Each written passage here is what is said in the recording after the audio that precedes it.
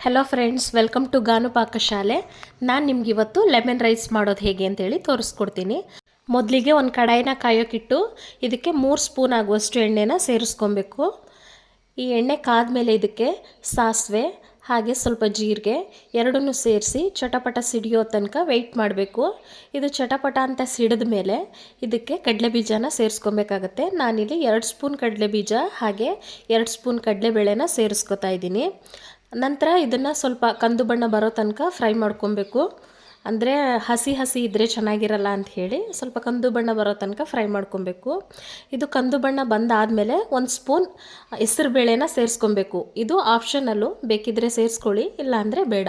ಕಡಲೆ ಬೀಜ ಮತ್ತು ಕಡಲೆಬೇಳೆ ಹಾಕಿದರೆ ಕೂಡ ಸಾಕಾಗುತ್ತೆ. ಅಂದರೆ ಇರಲಿ, ಟೇಸ್ಟ್ ಸ್ವಲ್ಪ ಚೆನ್ನಾಗಿರುತ್ತೆ ಅನ್ನೋ ಕಾರಣಕ್ಕೋಸ್ಕರ 1 ಸ್ಪೂನ್ ಹೆಸರು ಬೇಳೆನೂ ಸಹ ಸೇರಿಸ್ತಾ ಇದ್ದೀನಿ. ಆಮೇಲೆ ಇದಕ್ಕೆ ಕರಿಬೇವು ಸೊಪ್ಪನ್ನು 1 ಕಡ್ಡಿ ಆಗುವಷ್ಟು ಸೇರಿಸಿದ್ದೀನಿ. ಆಮೇಲೆ ಒಂದು ಈರುಳ್ಳಿನ ಈ ರೀತಿ ಕಟ್ ಮಾಡಿ ಸೇರಿಸ್ಕೊಬೇಕು.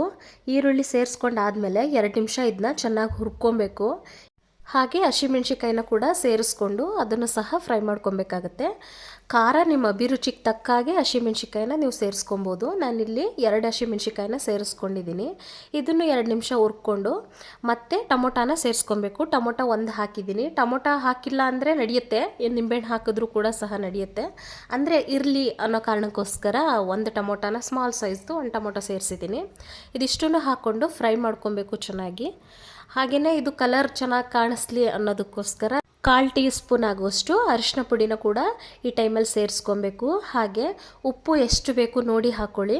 ಇದನ್ನು ಹಾಕ್ಕೊಂಡು 2 ನಿಮಿಷ ಆಗೋವರೆಗೂ ಇದನ್ನು ತಿರುಗುತ್ತಾ ಫ್ರೈ ಮಾಡ್ಕೊಬೇಕು. ಫ್ರೆಂಡ್ಸ್, ನೀವಿನ್ನೂ ನನ್ನ ಚಾನಲ್ನ ಸಬ್ಸ್ಕ್ರೈಬ್ ಮಾಡ್ಕೊಂಡಿಲ್ಲ ಅಂದರೆ ಸಬ್ಸ್ಕ್ರೈಬ್ ಮಾಡ್ಕೊಳ್ಳಿ, ಬೆಲ್ಲೈಕನ್ನ ಪ್ರೆಸ್ ಮಾಡ್ಕೊಳ್ಳಿ, ಹಾಗೆ ಫ್ರೆಂಡ್ಸ್ ಆ್ಯಂಡ್ ಫ್ಯಾಮಿಲಿ ಜೊತೆ ಶೇರ್ ಮಾಡಿ.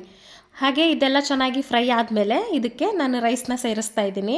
ರೈಸು ರಾತ್ರಿ ಉಳಿದಿದ್ದು ಸಹ ಸೇರಿಸ್ಬೋದು, ಹಾಗೆ ಬಿಸಿ ರೈಸ್ ಕೂಡ ಸೇರಿಸ್ಬೋದು.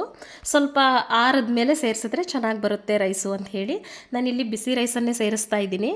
ನೋಡಿ, ಈ ರೀತಿ ರೈಸನ್ನು ಸೇರಿಸ್ಕೊಂಡು ಮಧ್ಯಮ ಉರಿಲಿ ಇಟ್ಕೊಂಡು ಇದನ್ನು ಮಿಕ್ಸ್ ಮಾಡ್ಕೊಬೇಕು. ನಾವು ಹಾಕಿರುವಂತಹ ಮಸಾಲೆ ಎಲ್ಲ ಈ ರೈಸ್ಗೆ ಇಟ್ಕೊಬೇಕು. ಆ ರೀತಿ ಇದನ್ನು ಮಿಕ್ಸ್ ಮಾಡ್ಕೊಬೇಕು. ಇದನ್ನು ಮಿಕ್ಸ್ ಮಾಡಿಕೊಂಡು ಆದಮೇಲೆ ಇದಕ್ಕೆ ಲೆಮನ್ ಎಷ್ಟು ಬೇಕು ಅಷ್ಟನ್ನು ನೀವು ಸೇರಿಸ್ಕೊಬೇಕಾಗತ್ತೆ. ಈ ನಿಂಬೆಹಣ್ಣಿನ ರಸನ ಸೇರಿಸಾದ್ಮೇಲೆ ಇದಕ್ಕೆ ಕೊತ್ತಂಬರಿ ಸೊಪ್ಪನ್ನು ನೀಟಾಗಿ ಉದುರಿಸ್ಕೊಬೇಕು. ಹಾಗೆ ಹಸಿ ತೆಂಗಿನಕಾಯಿ ತುರಿನ ತುರಿದ್ಬಿಟ್ಟು 1-2 ಸ್ಪೂನ್ ಆಗುವಷ್ಟು ಸೇರಿಸಿದ್ರೆ ಟೇಸ್ಟ್ ಇನ್ನೂ ಚೆನ್ನಾಗಿರುತ್ತೆ. ನಾನಿಲ್ಲಿ ಹಸಿ ತೆಂಗಿನಕಾಯಿ ಸೇರಿಸಿಲ್ಲ.